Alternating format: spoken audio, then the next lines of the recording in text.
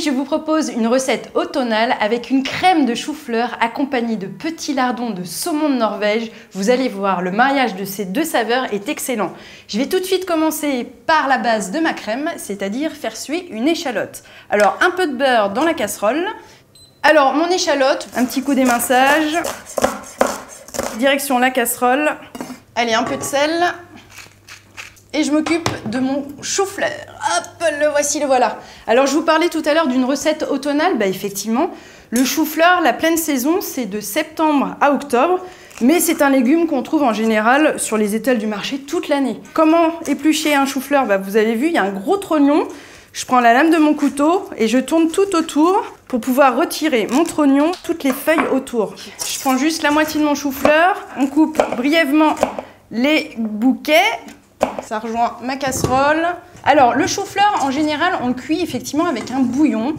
Là, j'ai choisi de mettre du lait parce que ça va éviter l'amertume et l'âcreté, vous savez, qui se dégage un petit peu pendant la cuisson et surtout les mauvaises odeurs dans la cuisine. C'est parti. Donc là, le lait, un peu de sel, un peu de poivre. Toujours assaisonné. Et voilà, donc feu moyen. C'est parti pour 20 minutes de cuisson. Je vais tout de suite passer à mon poisson. Alors ici, j'ai choisi un saumon de Norvège issu d'un élevage qui respecte l'environnement et le cycle naturel du poisson. Alors comment le tailler ce saumon? Eh bien déjà, vous choisissez un pavé. Il faut une épaisseur. Ensuite, on va faire des petites lamelles comme ceci pour pouvoir tailler facilement nos lardons. Je vais tout de suite mettre mon huile à chauffer dans la poêle pour faire cuire mon saumon. Alors, un feu plutôt moyen avec une petite larme d'huile d'olive. Alors, contrairement à ce qu'on pourrait croire, le saumon, c'est pas gras. Il y a environ 150 kilocalories pour une portion de 100 grammes. Rien du tout. En plus, on a un chou-fleur qui est un légume peu calorique, donc on va avoir une recette plutôt saine.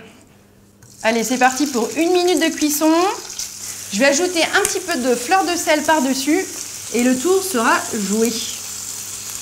On va juste les faire dorer sur une face. Vous allez voir, la chaleur va commencer à se diffuser à l'intérieur de la chair. C'est-à-dire que le saumon va rosir. Alors, mon saumon est bien doré, il est parfait. Je vais juste vérifier la cuisson du chou-fleur. Donc, tout bête, hein. Une pointe de couteau, on le plante. Si ça rentre comme dans du beurre, c'est que c'est prêt. En l'occurrence, c'est prêt.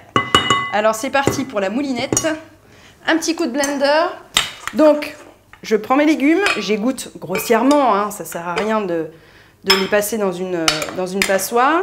Alors, je vais rajouter de la crème fraîche, un peu de lait, un petit coup de mixage. Alors, est-ce que c'est assez salé, cette histoire? C'est parfait. Je passe tout de suite au dressage. Alors, ma crème est chaude, mon saumon est bien doré, donc les cuissons sont parfaites. Une belle louche de velouté de chou-fleur. Ça sent extrêmement bon. Alors, je vais m'occuper de mes petits lardons. On les éparpille. On va mettre également des œufs de saumon pour parfaire le tout au niveau visuel, mais aussi au niveau gustatif. Je vais rajouter un petit peu de mélange 4 baies. Et voilà, ma crème de chou-fleur aux petits lardons de saumon de Norvège est terminée. Je vous souhaite un très bon appétit et à bientôt!